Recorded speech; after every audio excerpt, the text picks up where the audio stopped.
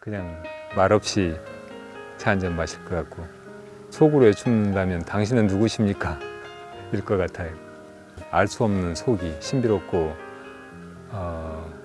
무한하고 너무나 아름답고 한 이것이 무엇인가 그런 느낌이 들거든요. 우리 참으로 많은 사람들에게 스님께서는 영혼을 일깨워 주시고 마음의 양식을 주시고 모범을 보이셨는데, 그냥 글이 아름다워서가 아니고 그 글과 스님의 삶의 모습이 과히 차이가 나지 않았다. 그래서 스님은 법문과 글 내용과 삶이 크게 다르지 않으셨던 분이시기 때문에 존경을 받는 것이다, 그렇게 생각합니다. 빌어먹고도 만족할 줄 아는 사람이 있을까? 가지려는 마음, 그 마음 없애기란 쉽지 않다. 마음 비우기는 그래서 어렵다. 진정한 수행자, 언제나 비구임을 잊지 않았던 법정 스님.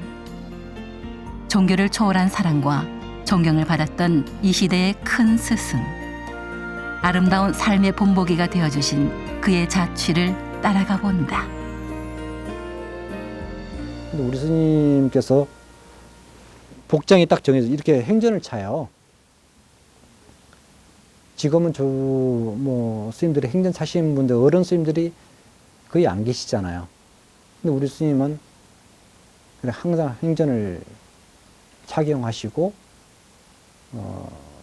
그 스님의 그런 모습이었습니다. 단정한 모습, 앞으로 보나 뒤로 보나 수행자의 모습. 그것이 스님의 모습이지 않나 싶어요.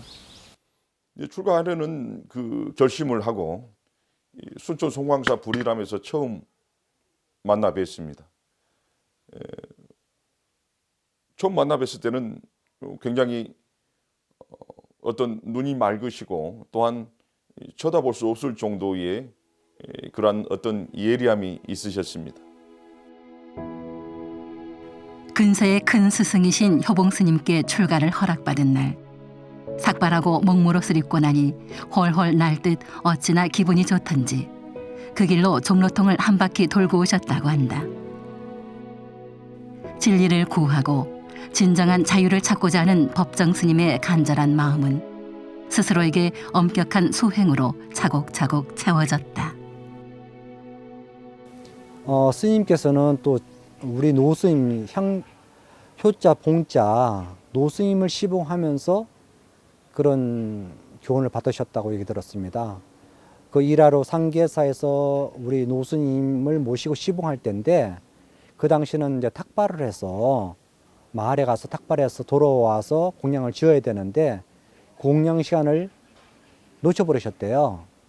그랬더니 스님께서, 우리 노스님께서 그런 얘기, 이제 오늘 사시 공양은 안 먹는 걸로 하자. 그래서 이제 노스님 공양을 굶게 하신 거죠. 그러니까 그렇게 함으로써 당신이 철저한 시간 개념, 저한테 굉장히 강요하셨고, 지키면은 불호령이 떨어지셨어요. 자기 질서를 지켜라. 출가 수행자는 누가 감시하는 게 아니라 너가 너 자신을 감시하는 것이니까 너와의 약속, 그것은 철저히 지켜라. 남을 속일 수 있어도 너 자신을 속일 수 없는 것이고, 수행자는 누구의 약속이 아니라 너 자신의 약속이기 때문에 그 너와의 약속을 지켜라. 그리고 자기 질서를 지켜라. 그런 얘기를 많이 말씀하셨습니다. 스님께서는 사실 모시고 살 때 조금도 시자나 함께 사는 사람이 불편하지 않게 그렇게 배려하시는 마음이 너무 많으셨어요. 당신 속옷이라든지 걸레라든지 이런 거를 이걸 빨아라고 하신 적도 한 번도 없고, 방 청소 같은 것도 와서 하라고 하신 적이 없으셨어요. 그런 거 다 손수 당신이 하시고, 그리고 제자라고 해도 지금 뭐 경을 본다든지 참선한다든지 중요한 뭔가를 하고 있으면 절대 불러서 이거 해라 저거 해라 이렇게 방해하시는 법이 없으셨죠. 그러니까 스님 모시는 거는 거의 힘든 것이 아무것도 없었어요. 그리고 아주 그 소중하고 감사한 그런 기억뿐이죠. 큰 스님께서는 모든 생활을, 일상생활을 혼자서 해결하십니다.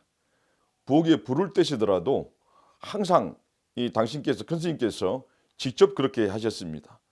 불을, 이 막내인 저를 시켜도 되고 또 다른 사형 스님들을 시켜도 되는데 직접 그렇게 장작개비를 불을 붙여서 불을 떼시는 모습을 보고 정말 스스로 세상을 살아가면서 이 공부를 하는 것이 오늘 스님들로서의 어떤 그 해야 할 일이라는 것을 그 당시에 저는 굉장히 감화를 입었던 적이 있습니다. 법정 스님은 평소 수행자란 시퍼런 칼날 위에 서 있는 것과 같다고 말씀하시며 한치의 어긋남도 없이 생활하셨다. 1960년대에는 운어 스님의 부름을 받아 불교 사전을 펴내고 경전을 한글로 번역하는 일로 바쁘게 보냈다.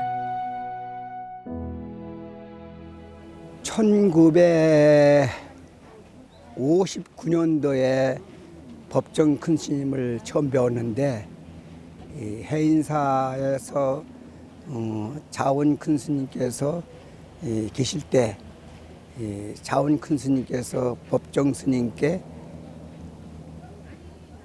방을 비워드렸어요. 그리고 음식이 됐건 옷이 됐건 일용품 모든 것을 챙겨서 잘 드리는 거예요, 법정 스님을.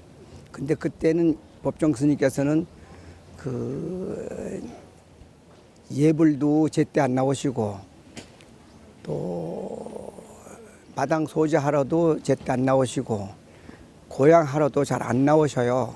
그래서 대중과 나는 법정 스님을 별로 안 좋아했거든요. 그래서 어느 때 한 번은 그 법정 큰 스님께 갖다 드리라고 자원 큰 스님께서 뭘 주셔. 그래서 내가 안 갖다 드리겠습니다 하니까 왜 안 갖다 주느냐. 대중들이 미워하는 스님을 뭐 때문에 스님으로 챙겨주십니까 하니까 자원 큰 스님께서 그런 말 하지 마라. 그 스님은 공부를 열심히 하는 바람에 대중 생활을 못하기 때문에 앞으로 한국 불교를 위해서 크게 이바자 할 뿐이니까 잘 모시라 그러시는 거야. 그래서 그 말씀 듣고 두 번째는 친절하게 갖다 드리니까 법정 큰 스님께서 방으로 들어오라고 그래. 그래서 들어갔더니 내외 경전보다도 외래 경전 책을 산더미 같이 쌓아놓으시고 보시는 거예요. 그래서 깜짝 놀랐지. 우리는 못 보라 하면서 어떻게 스님을 이렇게 보십니까 하니까 스님 생활 하려면 이런 것도 다 봐야 돼. 애청이 너도 나중에 다 봐야 된다 그러시더라고. 그래서 그때 생각하기를 내외를 겸전해야지 훌륭한 스님이 되는구나 해서 나중에 대학을 들어가게 됐습니다. 법정 스님께서 나보고 대학 가는 것을 너무나 좋아하시고 이끌어 주신 그런 스님이에요. 그리고 법정 스님을 제일 처음 볼 때는 차가우면서도 따뜻한 것을 느꼈습니다. 왜냐하면 흩어진 생활을 한 번도 한 적이 없고 아주 질서정연하게 방이라든지 그 툇마루라든지 마당이라든지 하는 것을 책 정리라든지 너무나 깔끔하게 하고 계시고 옷까지도 너무나 깨끗하게 빨아서 입는 걸 보니까 나도 저 스님을 모델로 삼아서 스님 생활 해야지 하고 그런 마음을 가졌습니다. 이게 보통 사람이건 지도층에 있는 사람이건 언행 일치가 참 힘든데 두 가지가 근데 제가 가까이서 17년을 모셔보니까 우리 법정 스님의 경우는 세 가지가 일치를 해요. 세 가지가 글, 말, 행동이 세 가지가 있다. 그러니까 말과 행동만 같은 게 아니고 글까지 똑같아요. 그 세 가지가 일치한다는 게 보통 어려운 게 아닙니다. 그게. 네? 글은 그럴듯하게 쓸 수 있잖아요. 근데 행동은 속된 말로 호박씨 간단 말이죠. 호박씨 간다고. 그러기 쉬운데 스님의 경우는 전 밀폐된 자리건 비공개 자리건 어떤 자리에서도 우리가 농담 삼아서 스님 약으로 하시고 고기 한 점 드시지요. 또 우리 그러면은 전생에 많이 먹어봤어. 그러니까 전생에 못 잡순 분들이나 많이 사시오. 그리고 절대로 그것을 어긋나지는 않습니다. 그러시고 이 법정 스님 하면은 그냥 처음에는 굉장히 그 뭐라고 할까 면도칼이에요. 날카로워요. 인정사정 없어요. 아주 호되게 그냥 찔러도 피 한 방울 안 나올 것 같은 그런 이미지 아닙니까? 법정 스님이. 사실 그랬고 그런데 사실은 굉장히 유머러스해요. 스님은 우리가 지켜본 바에 의하면은 세 가지가 일치하는 분 아마 전무후무할 거예요. 그런 분은 내가 보기에는 언행일치뿐이 아니고 언, 문, 행이 똑같았다. 그거는. 법정 스님의 첫 수필집 영혼의 모음. 책이 잘 팔리지 않아 책 제목을 무소유로 바꿔 발간했다. 잔잔한 공감과 감동을 준 스님의 글은 커다란 단양을 일으켰다. 깊은 사색의 샘에서 길어올린 영롱한 울림이 사람들의 가슴을 적셨다. 자운 큰 스님께서 사경을 많이 하셨거든요. 그리고 번역도 많이 하셔서 번역을 하시면은 법정 스님께서 부탁해가지고 율문을 했습니다. 그래 자운 스님의 글은 항상 법정 스님의 율문에 의해서 세상에 나왔습니다. 그만큼 자운 큰 스님하고 법정 큰 스님은 둘이 아닐 정도로 그렇게 가까운 사이면서 스승상자감이면서도 도반으로 일평생을 사셨다고는 생각하거든요. 그죠. 승수 스님하고도 교류가 있었죠. 뭐 승수 스님이 가장 아끼고 사랑했던 분이 우리 스님이라고 말씀하시거든요. 뭐 연배는 굉장히 많이 차이 나지만은 그런 이제 뭐 있으면은 그쪽 이제 원택 스님한테는 법정이한테 물어봐라. 그렇게 하실 정도로 승수 스님께서 원사 스님을 이렇게 총애하시고 하셨다고 그래요. 옛날 그 해인사 시절에 스님께서 해인사 방장이셨던 성철 스님께서 이렇게 만나려고 하는 사람한테 3,000배를 시키는 일에 대해서 굴신운동이라고 비판적인 그런 글을 어디다가 쓰니까 이제 성철 스님 제자들이랑 해인사 그 문중 스님들이 법정 스님을 쫓아내야 된다고 하면서 스님 방 구두를 곡괭이로 파버리겠다고 그런 분위기였다고 하더라고요. 그때 이제 성철 스님께서 니들이 법정을 몰라서 그렇지 붓대를 세워서 글을 쓰는 사람 법정밖에 없다고 하셨다는 거예요. 스님은 한 인간이 어떻게 살아가야 하는가, 어떻게 살 수 있는가 이거를 그냥 자기다운 모습으로 당신의 삶으로 이렇게 보여주셨다는 생각이 들어요. 저희들도 스님의 어떤 복잡한 말씀이나 이렇게 많은 이야기를 기억하는 게 아니고 그런 아주 단순하고 분명하고 담백한 그 무엇인가 바로 스님 자신 이것을 항상 마음에 두고 있고 그런 부분을 닮으려고 하고 그렇게 살아왔죠. 손수 밥 짓고 빨래하고 밭을 일구며 후박나무 그늘에 앉아 조촐한 시간을 보내는 스님의 일상은 부와 명예를 좇아 허덕이는 현대인에게 새로운 울림이 되었다. 맑고 아름다운 영혼의 소리에 귀 기울이게 했고 자그마한 텃밭과 두어평 남짓한 한 칸의 방에서 오직 자신의 내면을 탐구했던 스님의 삶은 끝없는 수행과 구도의 길이었다.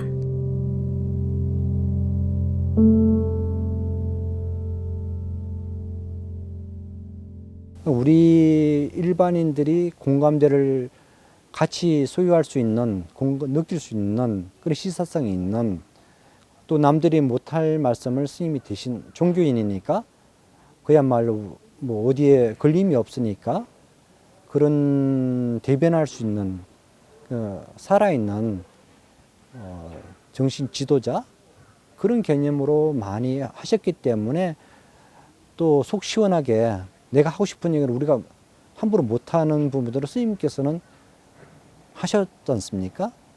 그런 것들이 일반인한테는 많은 공감대를 형성하지 않는가. 그것이 공감대 형성할 수 없는 말씀을 했다면은 그런 존경심이나 공경심이 없었을 텐데 스님께서는 그걸 과감히 하셨거든요. 그런 것들이 뭐 어떤 종교 지도자가 불교가 제일이다라든지 스님께서 불교 종교를 초월하셨으니까 그런 부분 말씀이 메아리가 있지 않았나 그래서 그런 생각합니다. 아마 수행자시기 때문에 엄격하고 또 모든 사람을 그렇게 정말 다정다감하게 다 친절하게 대해주긴 진짜 어려울 거예요. 왜냐하면 스님은 인기가 많으신 대중의 스타 비슷한 면이 있었어요, 사실은. 그런데 그걸 다 그렇게 대해준다면 스님의 수행에도 지장이 있고 힘드셨을 거예요. 워낙 정말 좋아하는 사람들이 많아서. 그런데 스님을 가까이 대해보면은 정말 따뜻하시고 유머 감각도 많으시고 말씀도 참 그래서 한마디 한마디 가끔 하시는 말씀도 재미있으세요.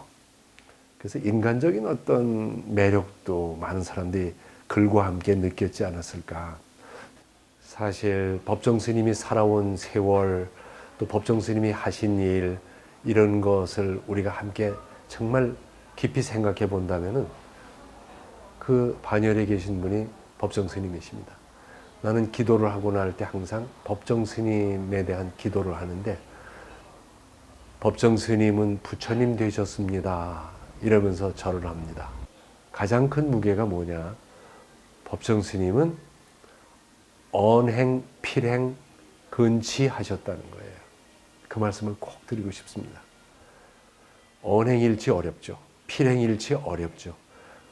그 많은 법문을 하시고 그 많은 글을 쓰셨는데 그냥 글이 아름다워서가 아니고 그 글과 스님의 삶의 모습이 과히 차이가 나지 않았다. 그래서 일치는 얘기 안 하겠어요.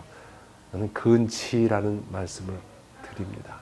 스님은 법문과 글 내용과 삶이 크게 다르지 않으셨던 분이시기 때문에 존경을 받는 것이다. 그렇게 생각합니다.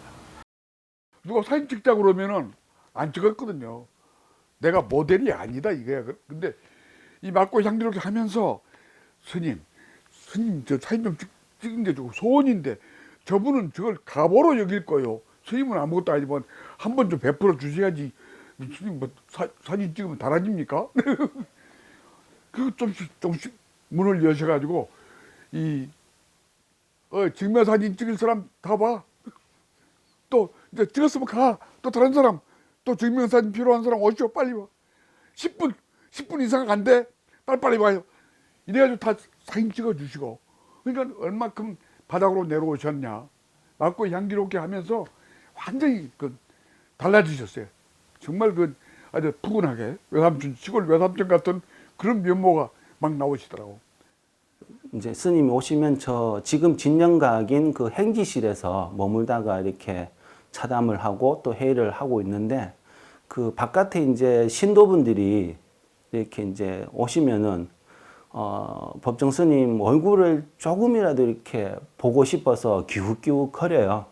그러면 이제 그 행지실 문이 조금만 열려 있어도 밖에 지나가는 사람들은 그 조금 열린 그 문틈으로 스님한테 인사를 하는 거예요. 지나가면서도. 그러면 스님은 안에 계시면서 회의 중에도 그걸 놓치지 않으시고 계속 인사를 받아주세요. 제가 한 날은 이제 그 부채를 가지고 와가지고, 그러니까 아무것도 쓰여져 있는 않은 부채를 하나 가지고 와가지고 스님한테 내밀었어요. 그러니까 그림 하나 그려달라고. 그랬더니 스님이 하시는 말씀이 부채는 붙이는 거야. 그러는 거예요. 그러면 스님 글 하나 적어주시면 제가 붙일게요. 했더니 붓 없어? 이런 건 붓으로 써야 돼. 근데 제가 이제 붓펜을 가지고 와서 꺼내드렸더니 또 웃으면서 뭐라고 쓰지? 그러면서 산에서 부는 바람, 시원한 바람 이렇게 이제 적어주시면서 한번 또 웃었던 그런 일화도 있고요. 은은하고 기품 있는 스님의 삶과 가르침에 사람들은 열광했다. 수많은 이들과 맑고 향기롭게 활동을 하는 바쁜 일정 중에도 스님은 다시 불이람으로 돌아갔다. 그마저 버리고 강원도로 거처를 옮긴 것도 고요한 내면의 질서를 지키기 위한 법정 스님다운 선택이었다. 스님께서 이제 책을 통해서 외부에 많이 알려지시고 많은 분들이 찾아오시고 그러니까 불이람 시봉은 있지만은 혼자 사셨거든요. 그래서 많은 분들이 찾아와서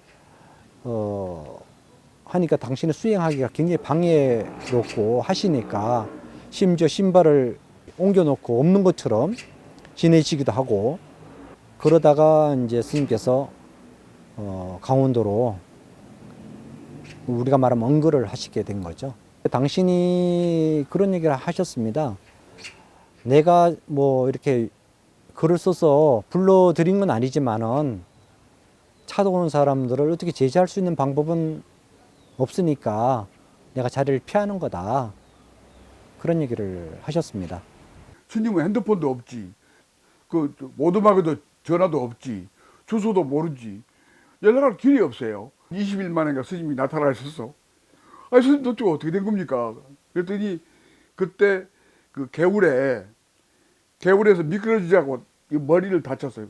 혼자서 이제 이걸로 묶고 먹기름 바르고 된장 바르고 해가지고 그러니까 연락을 길이 없더라고요. 연락할 길이 없어 연락을 못했다 그런 거야. 그래서 야 돌아가서도 모르지 않겠냐 이러다가는 좀 알려주세요. 안 된대. 너만 알아라 하고 다 알게 된대.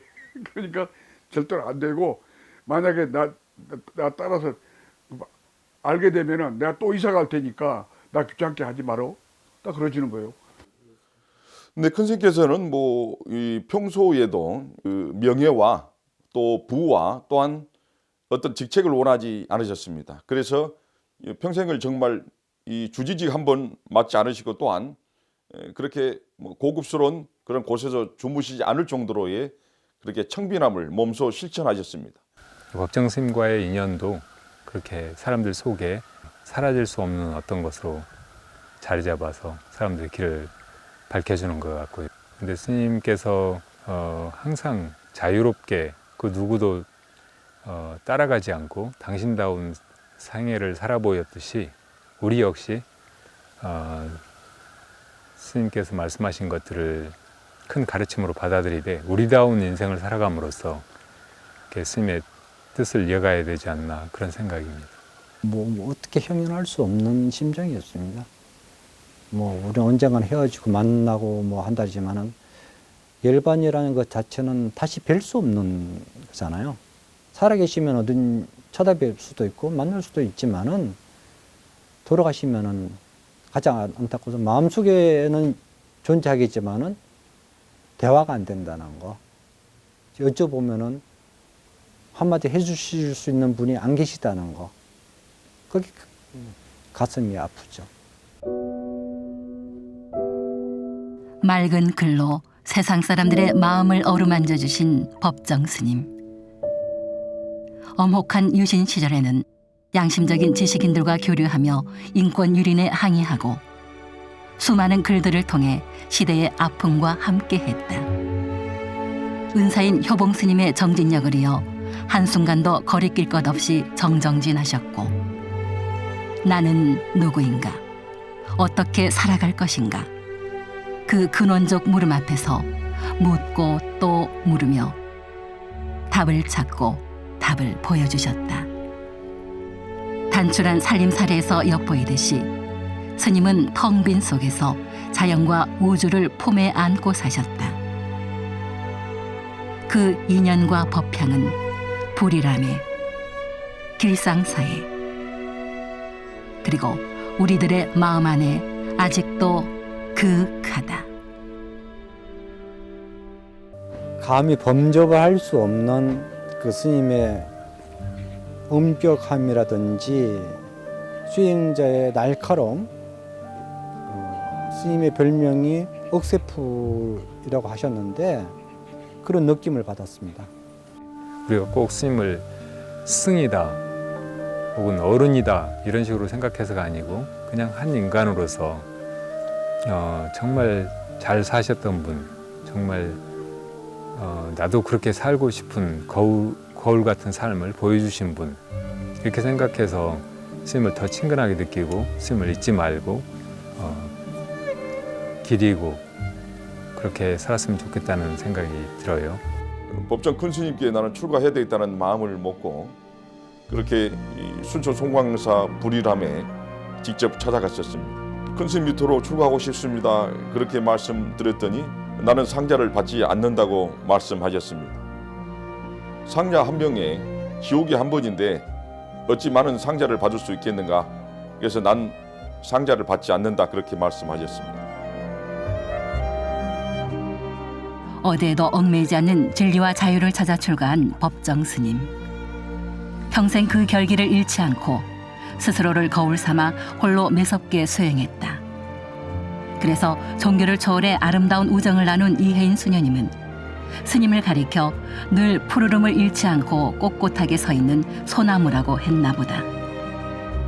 세상과 더불어 하화 중생하려는 스님의 서원은 새로운 인연으로 꽃을 피웠다.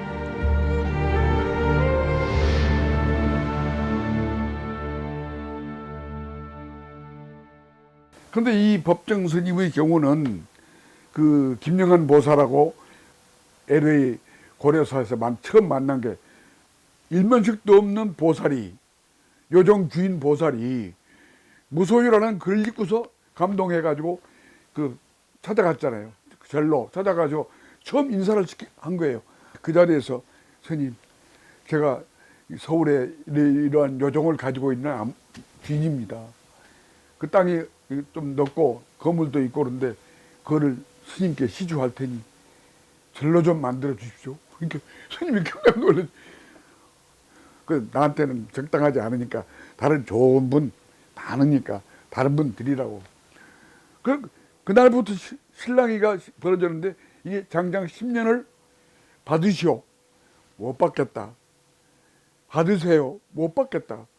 이걸 10년 걸렸어요. 제가 옆에서 봤거든요. 나는 싫어. 있는 것도 다 털어버리고 싶은데 무슨 소리야? 안 받아. 길상화 보살님께서 이 대원각 틀을 어디에 시주를 할까 이렇게 많이 고민하시다가 스님 무소유책을 읽으시고 이 스님이면 되겠다 이렇게 마음을 결정하시고 스님한테 이제 연락이 갔다고 합니다. 그래서 스님께서 이제 드리겠다 그러니까 스님께서는 그때 불이람 계시었을 때니까 그래서 스님께서 난 필요 없다. 그래서 사양을 하셨답니다. 그러고 나서 91년도에 맑고 향기롭게를 만들게 돼요. 그때는 우리 도량이 없었으니까 주변에서 받으시라고 이제 스님한테 채권하신 거죠. 예, 스님께서 대원각을 그 맑고 향기롭게 도량을 만들면 되지 않겠습니까? 그렇게 해서 스님께서 생각을 바꿔서 받으시게 된 거죠. 그래서 이 도량은 이제 우리가 대한불교 조계종이라고 말하지만은 이 도량은 맑고 향기롭게 근본 도량이다. 왜냐하면 맑고 향기롭기 때문에 길상가 생겼기 때문에 만약에 스님께서 맑고 향기롭기를 안 하셨다면은 이 길상사가 태어나지 않은 거죠.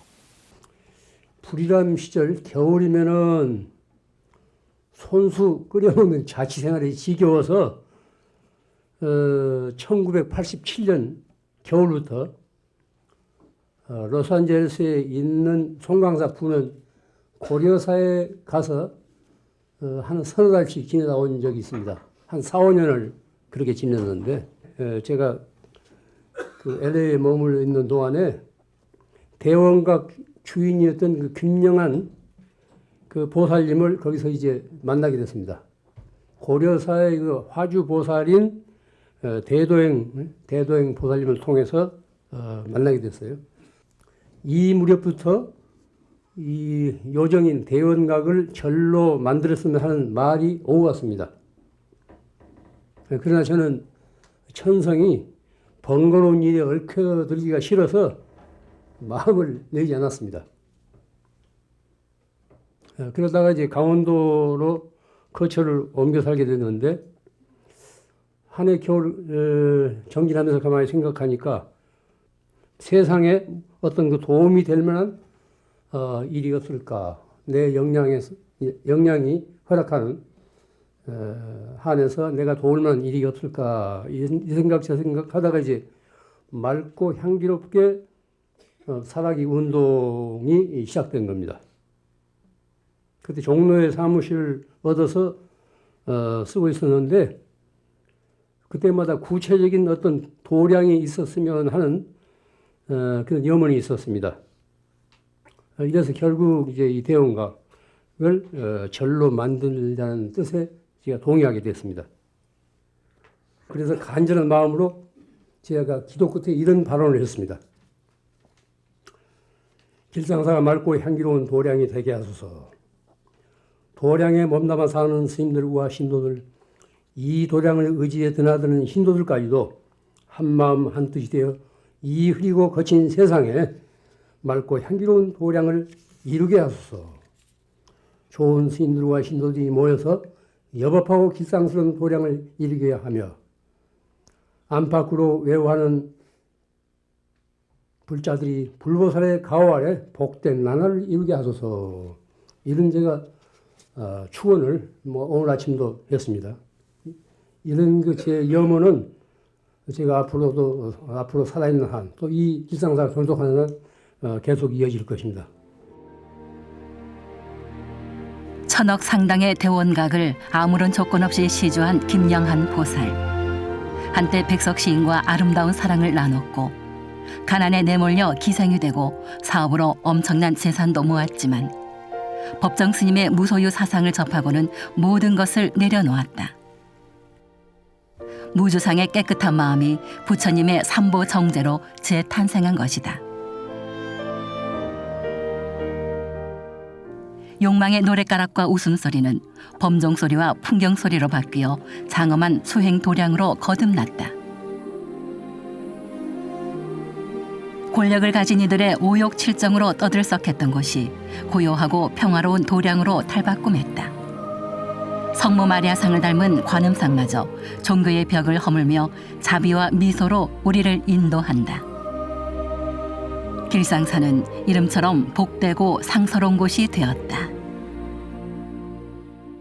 사람이 죽고 나면 아무 필요 없는 것들을 살아생전에 너무 많은 것들을 쌓아두지 말고 항상 내가 또 과다하다 싶으면은 언제든지 그 물건을 덜어서 보시행을 행할 수 있는 그런 마음을 가져야 된다고 그렇게 항상 말씀하셨습니다. 꼭 필요한 것만큼을 갖고 생활하는 게 오히려 더 세상을 살아가는데 덕을 쌓는 길이 아닌가 그런 생각을 개인적으로 해봤습니다. 그러니까 스님께서 길상사를 받아서 절로 만드신 것도 인연을 따르신 것이고, 그런데 스님께서 길상사에서 하루도 안 주무신 것은 당신이 그렇게 선택할 수 있기 때문에 당신다움을 잃지 않으려고, 또 당신이 항상 입버릇처럼 하시던 말씀이 무소유, 그리고 맑은 가난, 선택한 가난, 그런 것이잖아요. 그리고 한 개인 안에서의 어떤 질서, 내면의 절제, 혹은 이렇게 단순하고 맑아지는 것, 이런 것이 얼마나 중요한가를 늘 얘기해 오셨기 때문에 그런 걸 당신이 선택할 수 있으니까 길상사에 가서 잘 수도 있고, 또 거기 기거할 수도 있고, 거기서 어른 대접 받으면서 편안하게 노년을 보낼 수도 있고, 그런데 그것은 당신의 그 평소의 소신이나 이야기하고 다른 것이니까 그렇게 안 하신 거죠. 당신께서도 길상사 회주로 계시면서 나이 70 먹으면은 모든 소임으로부터 벗어나야 된다, 그런 얘기를 하셨고, 그리고 나중에 스님께서 스스로 70 넘어서 회주 자리를 스스로 내려놓으셨고, 또 우리들한테도 자기 역할을 잘하라, 거듭 말씀드리지만 수행자는 수행자답게 존재해야 된다. 그 수행자지 못한다면은 어떻게 보면은 출가 성단에 욕을 매긴다, 그런 얘기를 많이 하셨죠. 가질수록 얽매이고 비울수록 채워지는 마음법. 스님의 생애 자체가 가르침 그대로다.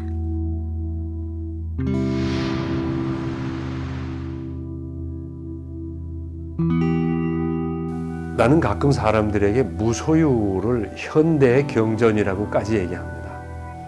스님, 무소유인데 저는 가진 게 너무 많습니다.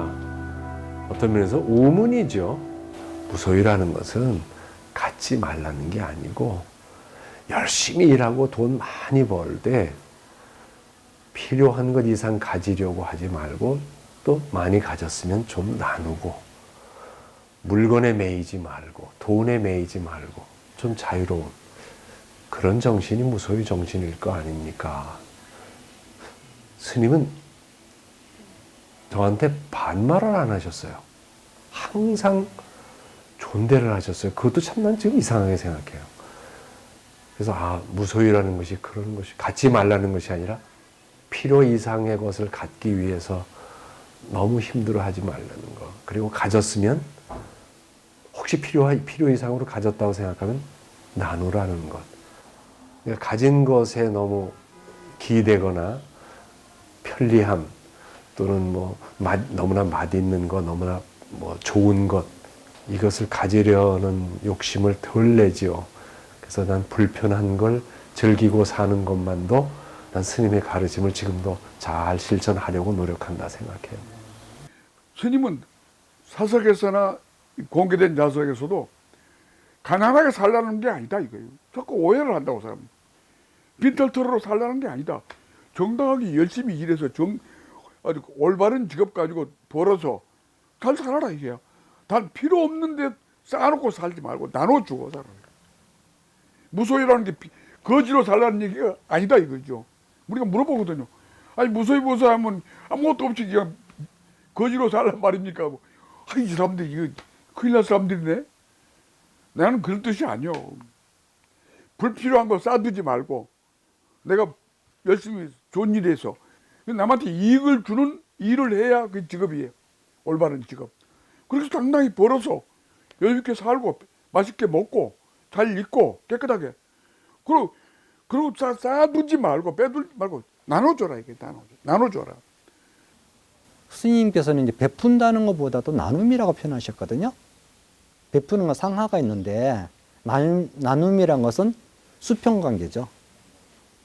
우리가 소유하는 것은 영원히 소유할 수 없는 거지 않습니까? 베푼다는 것은 내가 너한테 준다 그러지만 나눔이란 것은 그냥 똑같이 넣고 없이 그냥 나누는 사상이거든요. 그런 부분에서 이제 무소유 사상이라는 것은 우리가 소유하는 한계가 있는 거거든요. 적당량 있으면은 나눠주고 넘치면은 나눠줘 버리고 넘치지 않게끔 해야죠. 그러니까 그것이 무소유 정신이 아닌가 싶습니다. 맑은 가난과 청빈한 일상을 몸소 실천하신 법정 스님. 잔잔하면서도 친절한 가르침은 지친 사람들을 따스하게 다독여 주었고 시원하고 서늘한 한 줄기 바람이 되어 무뎌지고 혼탁해진 마음을 맑게 씻어주었다. 비우고 내려놓음으로써 온 우주를 품에 안는 도리. 가지고자 하는 욕심이 없기에 스님은 언제나 세상을 향해 있었고 중생을 잊은 적이 없다.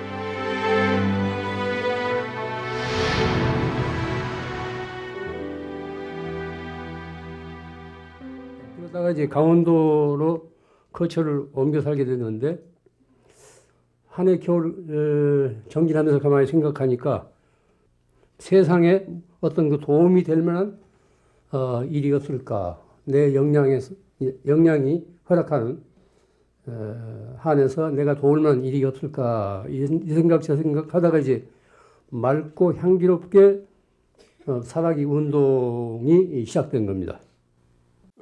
동화작가 정채봉, 현호 스님, 법년사에 그리고 청학 스님 이렇게 이제 모였어요. 법정 스님도 그 자리에 계셨고.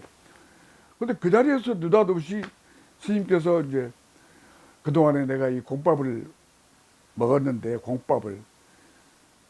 공짜밥을 먹었는데 이 나이가 드니까 이 밥값은 하고 가야 되지 않냐 하는 생각이 든다. 근데 이건 맑고 향기롭게 하는 글자 8자만 달랑 내놓으신 거예요. 내놓으시고 거기 있는 사람들한테 화두를 내려주신 거야. 이거 해결하라는 거야. 근데 막막하잖아요. 뭘 어떻게 한 거야. 그래서 내가 며칠간을 이제 고민한 끝에 스님이 무슨 뜻으로 이걸 했을까? 맑고 향기롭게를. 이게 맑고 향기롭게 사는 운동을 하시겠다는 얘기거든요. 근데 이걸 구체화를 해야 되는데 어떻게 했으면 좋겠나. 그래서 생각한 게 내가 이제 3개로 나누었죠. 우선 나부터 출발해야 할 거 아니냐. 맑고 향기롭게 살려면. 나부터, 내 마음부터. 그 다음에 세상, 내 이웃. 그 다음에 자연까지. 그래서 3단계로 나누어서 마음을 맑고 향기롭게, 세상을 맑고 향기롭게, 자연을 맑고 향기롭게. 이제 3토막으로 나누어가지고 그 실천 덕목을 하나하나 만들었어요. 9가지를. 그래서 원고지 딱 정리해가지고 청학 스님한테 줬지. 스님한테 한번 전달해 보시오. 그랬더니. 그럼 놨더니 연락이 왔는데 바로 옆집이니까 스님이 됐다 이거야. 바로 이거다. 일단 법정 스님께서 그 93년도에 그 이제 강원도에 계시면서 그 연꽃을 참 좋아하셨는데 그 당시에 이제 그 창덕궁 독립기념관에 그 연못에 연꽃이 뽑혀 나가는 일이 발생이 됐다 그래요. 그래서 이제 스님께서 그 소식을 듣고 그 현장을 찾아가서 직접 확인을 하시면서 동아일보에 그 연못에 연꽃이 없다라는 글을 발표를 하십니다.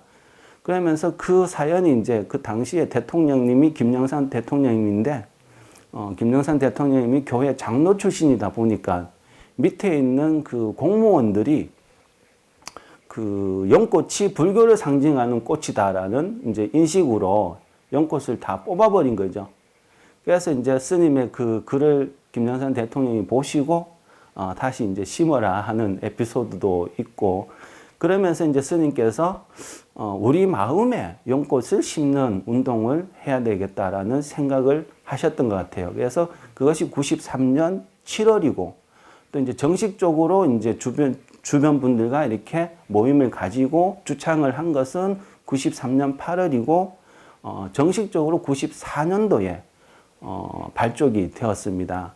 스님 입적 당시에 제가 이제 듣기로는 그 인쇄가 하나도 없었다라는 말씀을 제가 전해 들었었어요.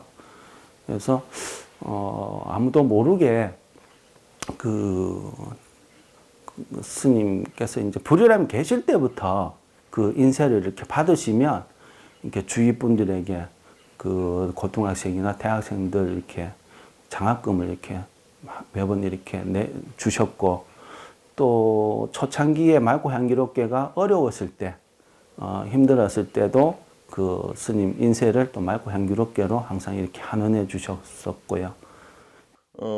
어떤 휠체어를 타신 분께서 사실은 어렵게 큰 스님의 진영각을 둘러보시면서 그런 말씀을 하셨습니다. 제가 다리가 정말 불구가 되지 않았을 때 큰 스님으로부터 굉장히 도움을 많이 받았었다는 그런 말씀을 하셨습니다. 그래서 제가 어디에서 도움을 받으셨습니까? 했더니 사실은 굉장히 이 불우한 환경에서 이 학교를 가지 못했는데 큰 스님께서 도와주셔서 사실은 학교를 나와서 그렇게 산업 현장에 들어갔는데 사실은 불의의 사고로 제가 다리를 잃었습니다. 그 이후로 큰 스님을 잊고 있었는데 큰 스님이 입적에 드시자 그분을 그리는 마음이 너무 커서 제가 직접 이렇게 왔습니다. 그러한 얘기를 듣고 나서 저는 드러나지 않는 그러한 곳에서도 굉장히 많은 분들에게 도움을 주셨구나 하는 그 큰 스님의 그런 자비 사상을 엿볼 수가 있었습니다.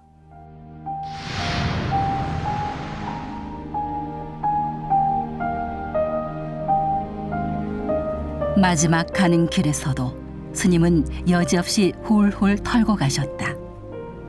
관과 수의를 마련하지 말고 이웃에 방해되지 않는 곳에서 평소에 승복을 입은 상태로 다비하라. 사리를 찾으려고 하지 말아라. 비구 법정 대종사 불 들어갑니다. 불 들어갑니다. 새해 물 들어갑니다. 평소 하신 말씀 그대로 바람처럼 노을처럼 무심하게 떠나셨다. 내 것이라고 하는 것이 남아있다면 모두 맑고 향기롭게 활동에 사용토록 해달라. 그동안 풀어놓은 말빚을 다음 생에 가져가지 않으려 하니 부디 내 이름으로 출판한 모든 출판물을 더 이상 출간하지 말아달라. 진실한 수행자, 영혼을 일깨운 스승, 아름다운 한 사람을 만나 그 지고지순한 마음을 보았다면 머나먼 어느 날 우리도 아름다운 사람이 될 수 있지 않을까. 임종할 무렵에 하루는 이러시다 이렇게 어이 나 빨리 가고 싶어 그러시더라고. 그래서 나는 이제 불이람에 빨리 가고 싶다는 줄 알고 좀 더 추스리셔가지고 가셔야죠. 그랬더니 아니 사람 구실 못하면 빨리 가야 돼. 근데 그 병원에서도 농담을 하시더라고. 의사한테도 스님 어디 불편한 데 없으십니까? 그러니까 불편하니까 누워 있잖아요. 농담도 하시고 거기서 참 그래서 참 이런 어른 참 옆에서 모셨다는 게 참 행복하다 하는 생각이 드는데 스님의 그 향기로운 마음, 진실한 마음, 수행자로서의 그 아름다운 모습을 우리가 계속 지키기 위해서 스님의 뜻을 자꾸 생각하고 공부하고 익히고 서로 이야기했으면 좋겠다는 생각입니다. 꼭 필요한 만큼을 가질 때 최소한의 마음의 부담감을 덜고 또한 인생을 홀가분하게 살 수 있다는 그런 내용이 가장 기억에 남는 것 같습니다. 이 자리에 예전처럼 그렇게 법회를 해주셨으면 좋았을 거라는 그런 생각을 항상 가져보았고 또한 매화꽃이 필 때나 또 용춘화꽃이 필 때 더욱더 큰 스님이 뵙고 싶고 그리웠습니다. 그 스님 마지막 가실 때 그 모습, 이거는 정말 스님이 평소에 살아오시던 그대로였고 스님 말씀 그대로였고 또 아주 젊은 시절에 그 유서를 글에다 쓰신 게 있잖아요. 거의 그렇게 그대로 되었고 스님같이 그렇게 언행일치하고 안팎이 철저하고 심지어는 사후의 일까지도 그렇게 평소대로 그렇게 되도록 만드신 분은 없지 않나 이런 생각이 듭니다. 이제 항상 저희들은 수행자답게 당당하게 살아라. 수행자는 난 부끄럽지 않게 당당하게 사는 거. 스님께서도 저한테 그렇게 말씀하셨고 스님한테 스승에 대한 보답으로서 부끄럽지 않게 수행자답게 잘 살겠다는 말씀을 드리고 싶습니다. 남들이 눈길 한번 주지 않는 곳에서 조용히 땅을 바꾸고 사람과 세상, 자연결을 바꾸다 보면 누리가 모두 불국토로 바뀔 수 있음을 의심하지 않으셨던, 그래서 무소유 정신과 맑고 향기롭게 운동으로 가난한 중생의 마음을 위로했던 스님. 마치 세상과 자연에 빚진 사람처럼 감사의 마음으로 한평생을 사셨던 스님. 이제 우리가 그런 스님께 빚을 갚아야 할 때가 아닐까. 스님같이 그렇게 의식이 깨어있고 순간순간 아주 여유롭게 또 투명하게 반응하는 그런 지성을 찾기가 힘들 것 같아요. 그래서 그런 게 어떤 때는 스님 앞에 가면 사람들이 다 약간 긴장하고 분위기가 좀 심각해지고 그랬는데 그런 걸 단박에 깨뜨리고 사람들 폭소하게 만들고 그랬었어요. 한 번은 강원에 있으면서 점심 공양 끝나고 그때 갔더니 스님께서 공양 중이시고 그 공양하시는 부엌 앞에 어떤 보살님이 빨간 잠바 입고 굉장히 느린 그 전라도 사투리로 뭐라고 하고 있더라고요. 근데 제가 어떻게 이제 그 부엌 쪽으로 가다가 그 대화를 엿듣게 됐어요. 근데 그 보살님이 그러는 거예요. 스님이 혼자 여기서 뭘 끓여 드시고 사시는지 제가 항상 걱정하고, 저도 밥 먹을 때마다 혼자 먹는데 스님 생각해요. 그러니까 스님께서, 보살님, 이거 밥 먹으면서 나를 생각해. 내가 반찬이야? 그렇게 아주 순간순간 유머를 내보이시는 경우가 있었는데, 그런 일화들은 셀 수가 없죠.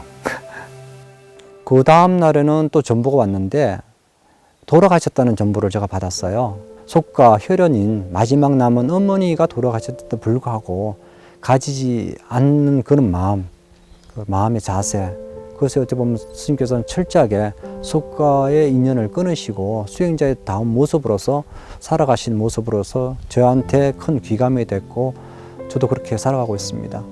출가사무는 하레사치는, 그러니까 단칼에 혈연의 정을 뭐든지 끊어버려야지만 출가 수행자의 도 수행을 할 수 있다, 이런 얘기 있거든요.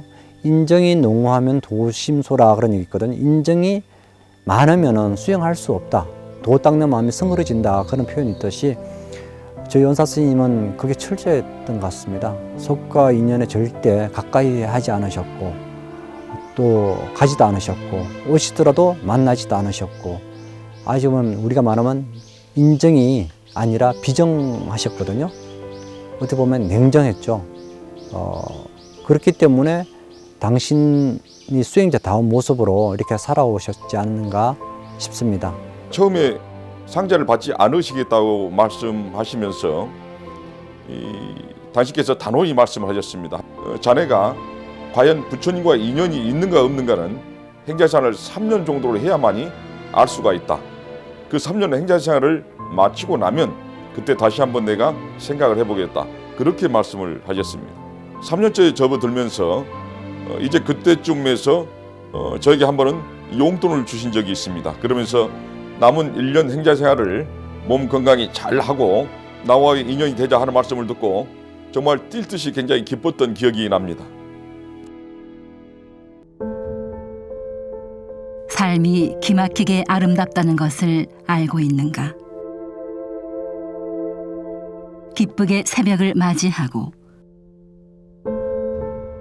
하루를 온전히 사색과 겸손으로 채우니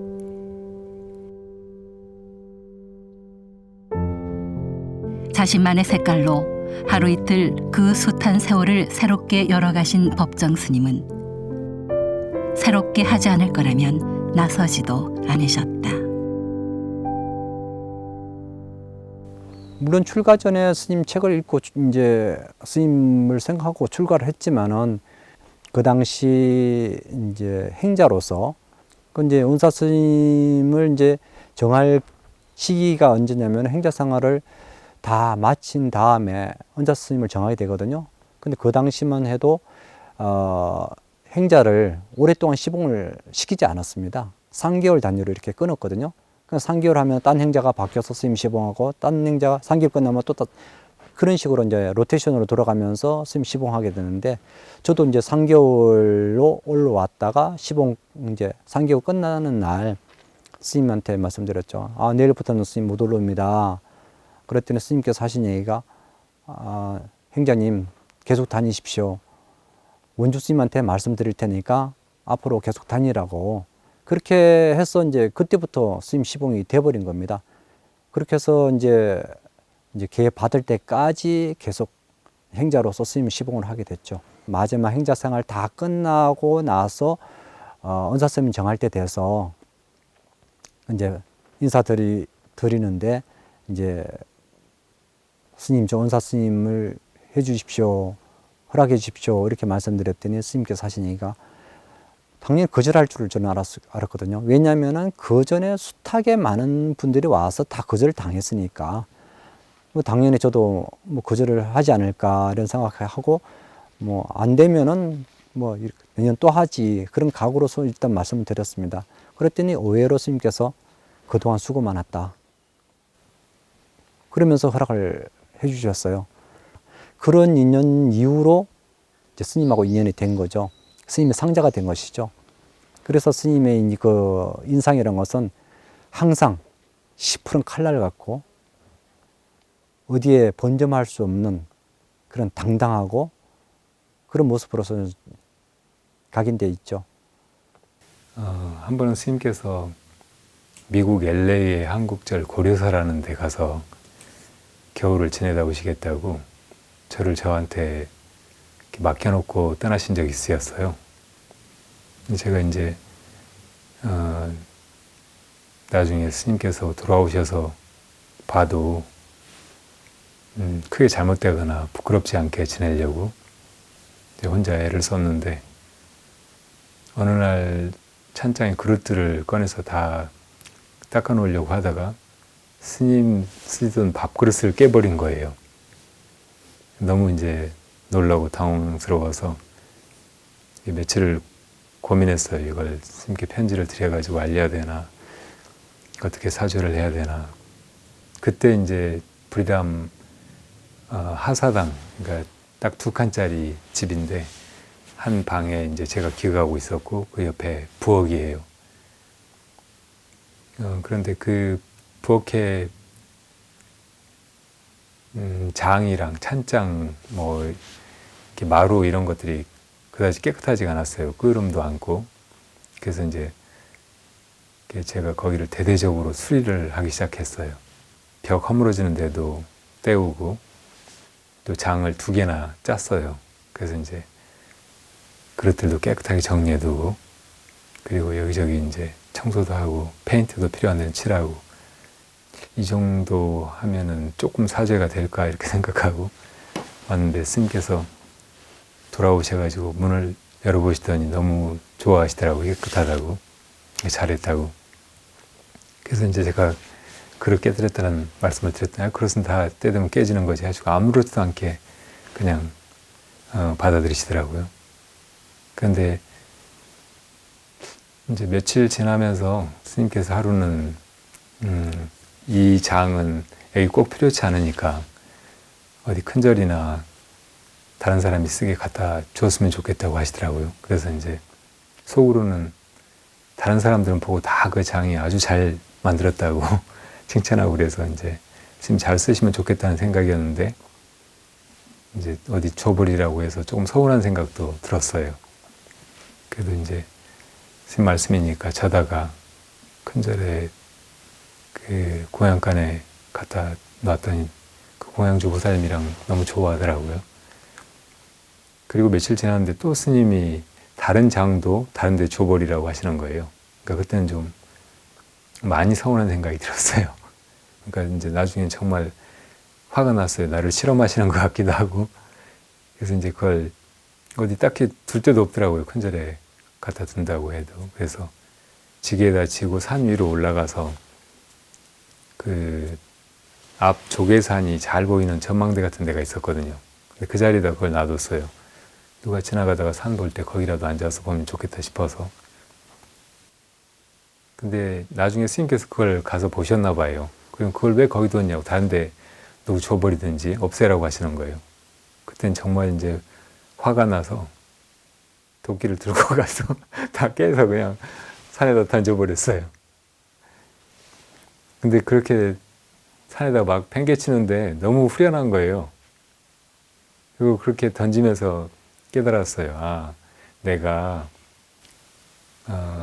처음에는 이제 스님 그릇을 깨뜨린 것을 만회하려고 그렇게 했지만 예, 내 마음에 속는 일이었고 또 내가 만들었다는 그런 생각 때문에 이 물건들에 집착하고 있었구나. 그리고 그걸 스님께서 깨뜨리시려고 일부러 이렇게 집요하게 이거 갖다 줘버려, 저거 갖다 줘버려라. 이거 왜 여기 놔뒀느냐 막 그렇게 하셨구나 하는 걸 느꼈죠.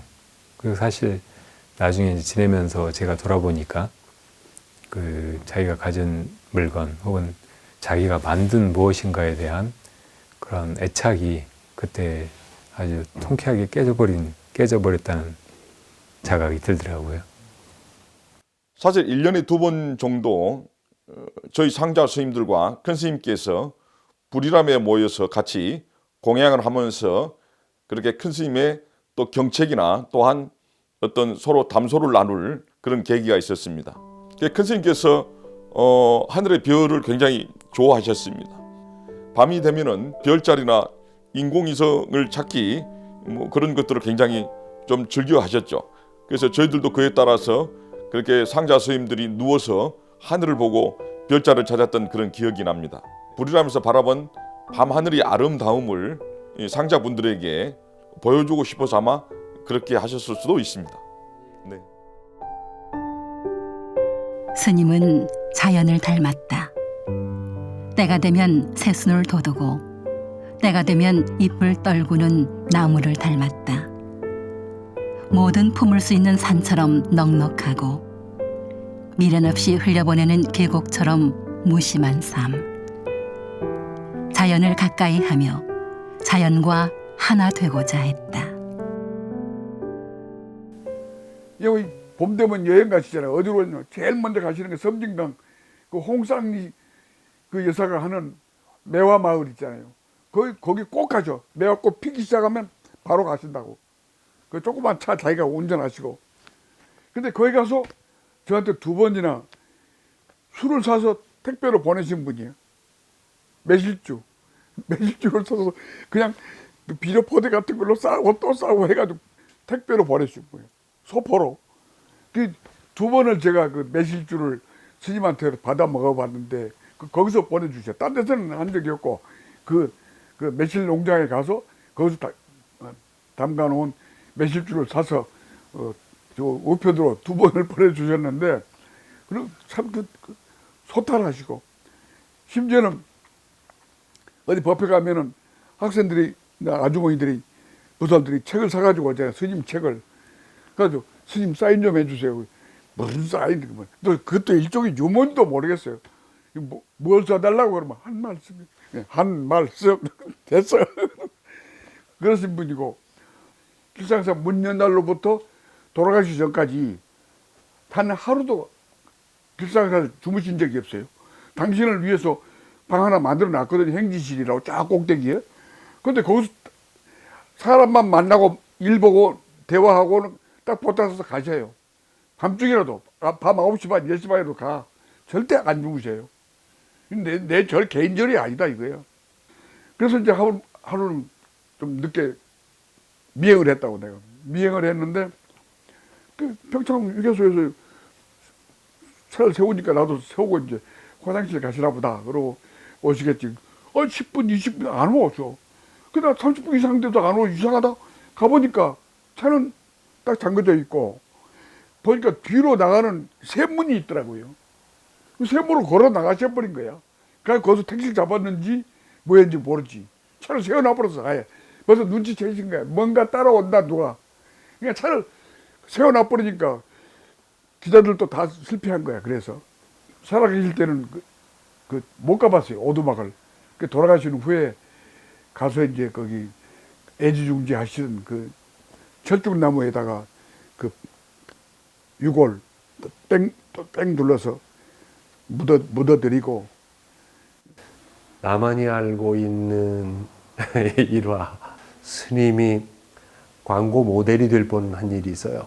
근데 그 스님이 얼마나 마음이 아름다우시고 순수하신가를 느끼는 대목인 것 같아서 오늘 처음 얘기합니다. 어느 날 덕조 스님이 전화가 왔어요. 거사님, 좀 의논할 게 있습니다. 뭡니까? 그 광고회사에서 스님 그 광고 모델을 좀 서달라고 연락이 왔다고. 무슨 광고냐 그러니까 어느 기업이 상당히 어려움을 겪는데 그 기업의 이미지 광고를 좀 스님이 해주시면 그 기업이 큰 도움이 될 거라고 생각해서 접근하는데 아주 집요하게 접근을 한다는 거예요. 난 첫마디에 안 됩니다. 스님 광고 모델 나가면 안 됩니다. 다 무너집니다. 그래서 가서 설득을 했죠. 제 논리를 가서 이제 상좌 스님하고 법정 스님 계신 데 가서 스님의 생각은 알겠습니다. 그 기업이 평소 우리 불교를 위해서 많이 애쓴 거 알고 지금 어려움을 겪으니까 마치 스님이 무슨 부채를 진 것 같은 느낌이실 것 같은데 지금 스님이 광고 모델에 나간다면은 스님이 나가서 그 회사가 도로 회생할 수 있다면은 좋겠습니다만 이미 스님이 나가셔도 그 회사는 어렵습니다. 제 판단에. 회원의 스님이 광고 모델로 섰다는 것이 많은 사람들에게 혹시 좀 불편한 그런 모습일 수도 있습니다. 그래서 안 쓰시는 게 좋겠습니다 해서 아 그런가. 근데 스님은 그 기업에 대해서 상당히 미안한 마음을 갖고 계신 것. 마치 거기서 불교계를 도와주어서 그 기업이 어려워진 게 아닌가 이렇게까지 생각을 하시는 것 같아서 아 스님은 참 순수하시구나 그런 생각을 했어요. 그 기업이 어려웠던 거는 전혀 딴 일 때문이었거든요. 그래서 하마터면 광고 모델이 될 뻔하셨어요. 스님을 파리에서 한번 우리 내외와 이렇게 만난 적이 있어요. 스님은 딴 일로 가셨고 우리가 파리에 갔다가 스님이 파리에 계시니까 파리 길상사를 통해서 이렇게 만나뵐 때가 있었는데 스님이 마치 여행 가이드처럼 시내 구경 가자고 그래서 우리 내외하고 스님하고 같이 나갔어요. 파리를 여기저기 다니다가 힘드니까 아이고 이제 차나 한잔 하러 들어가자고. 근데 카페를 딱 들어갔는데 스님이 맥주를 시키시더라고요. 맥주. 근데 우리를 위해서 시키는 줄 알았더니 맥주를 석 잔을 시키셔서 아이고 스님 이제 해외 나오셨으니까 아무도 안 보니까 맥주 한잔 하시려는 거다. 놀래가지고 우리도 맥주 한 잔이 간절했는데 덥고 힘들고 맥주 한 잔 얼마나 좋아요. 맥주를 딱 시켜놓고 석 잔을 딱 시켜놓고 앉았는데 우리 이제 먹는 거예요. 스님 드세요 소리를 못 하겠더라고요. 스님 언제 드시나 해서 우린 계속 먹는 거예요. 스님 끝까지 손을 안 대시더라고요. 그 나중에 딱 생각하니까 우리가 맥주 한 잔 먹고 싶은데 시키지 못할 것 같으니까 그렇다고 두 잔만 시키면은 우리가 아 스님 됐습니다 이럴 거니까 맥주 석 잔을 시켜놓고 안 잡수시고 우리 먹는 것만 바라다 보셨어요. 아 그 순간의 느낌이 아 저런 것이 정말 상대를 사랑하고 배려하는 마음이겠구나 그런 생각했어요. 참 아름답지 않습니까? 한 번은 해인사 관음전 앞에 있는 대종 화장실이 더럽잖아요. 냄새도 많이 나고. 그러니까 법정 스님께서 대구에 가서 코스모스 씨를 사다가 그 해우소 주변에 코스모스를 뿌리니까 그게 웃자라 가지고 다른 풀이 날 여유가 없어. 그러니까 가을이 되니까 꽃을 피는 거야. 그 내가 있는데 혜총아 산에는 꽃이 피네 하고 서로 한바탕 무슨 적이 있습니다. 2001년도인가 오니까 유시화 시인께서 법정 큰 스님하고 책을 하나 만들었어요. 제목을 읽어보니까 산에는 꽃이 피네 해서 스님 이거 어디서 많이 듣던 소리인데 그러니까 야 너하고 나하고 해인사 해우소에서 꽃을 심어놓고 코스모스 폈을 때 내가 한 말 아니가 맞습니다 하니까 그때 또 여기서 길상사에서 한바탕 웃은 적이 있습니다. 박새가 좋아하는 조를 뿌려주고 겨울이면 얼어붙은 계곡물에 숨구멍을 뚫어놓아 산짐승들이 물을 먹을 수 있도록 한 법정 스님. 안과 밖이 오직 고요하고 나와 남이 다르지 않은 그 본래의 마음을 간직하고 자연과 함께 사셨다. 모든 존재를 아끼고 사랑하는 순진무구한 그 마음이 부처님의 본래 마음이 아닐까. 어떻든 큰 스님의 어떤 향훈과 또한 유지가 남아있는 이 맑고 향기로운 근본 도량 길상사를 앞으로도 마찬가지지만은 가장 수행하고 정진하고 또 많은 분들이 또 마음을 쉬어갈 수 있는 그러한 도량으로 그렇게 만들고 싶습니다. 스님 제가 여기 있습니다. 이렇게 말씀드리고 싶어요. 그리고 스님도 여기 계시는 느낌이 언제나 저와 함께 있고요. 많은 사람들 가슴 속에 스님이 그렇게 새겨져 있는 것 같아요. 가장 나를 뭉클하게 하고 행복하게 하고 뒤흔들고 깨어나게 하고 하는 것이 있다면 누군가를 만나는 일이에요. 한 사람이라도. 법정 스님께서는 아주 많은 사람들에게 그런 분이었죠. 어떻게 사는 것이 아름다운 삶일까? 어떤 미래가 더 좋은 우리의 앞날일까? 이렇게 생각할 때 그 자리에 법정 스님이 나와 함께 계시게 그렇게 살아야 되지 않을까 생각합니다. 우리 스님께서 가장 아끼고 사랑하는 호박나무입니다. 오실 때마다 항상 껴안고 잘 있었냐 이렇게 안부도 전하고 그럽니다. 그리고 스님 열반하시고 위에를 가장 사랑하시는 호박나무 밑에 이렇게 모셨습니다. 호박나무 소리에 스님 소리를 듣고 있죠. 호박나무 바람결에 비가 오면은 비가 오는 대로 가을이면은 떨어지는 소리 하나가 스님의 말씀 발자국 소리 그런 느낌입니다. 스님께서도 항상 호박나무를 좋아하시고 나무에 보면은 이제 책의 소재로 가장 많이 등장하는 것이 호박나무예요. 근데 호박나무가 주는 메시지가 굉장히 많습니다. 지금 호박나무 꽃이 피어서 굉장히 향기롭잖아요. 어떻게 보면 스님의 향기라고 생각하고 향기입니다. 아름다운 봄날, 스님께서 항상 봄을 좋아하셨고 봄에 가시겠다고 하셨는데 정말 아름다운 봄날에 가셨습니다.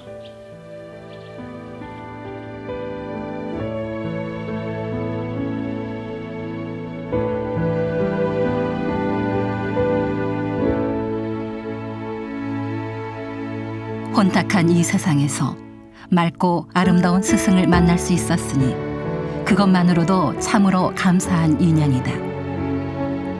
오늘도 많은 이들이 그 귀하고 소중한 인연을 잊지 않으려 애쓰고 있다. 사람이야말로 신비하고 놀라운 존재라는 것을 내 안의 본성을 일깨워 놀랍도록 아름답게 살아갈 수 있다는 것을 스님은 생생하게 보여주셨다. 그리고 스님의 법향은 새소리가 되고 바람소리가 되어 우리의 귓전을 두드리고 매화꽃으로 피고 저녁 노을이 되어 우리의 마음을 물들인다. 영혼의 스승 법정 스님, 우리 곁에 영원히 함께 하시기를.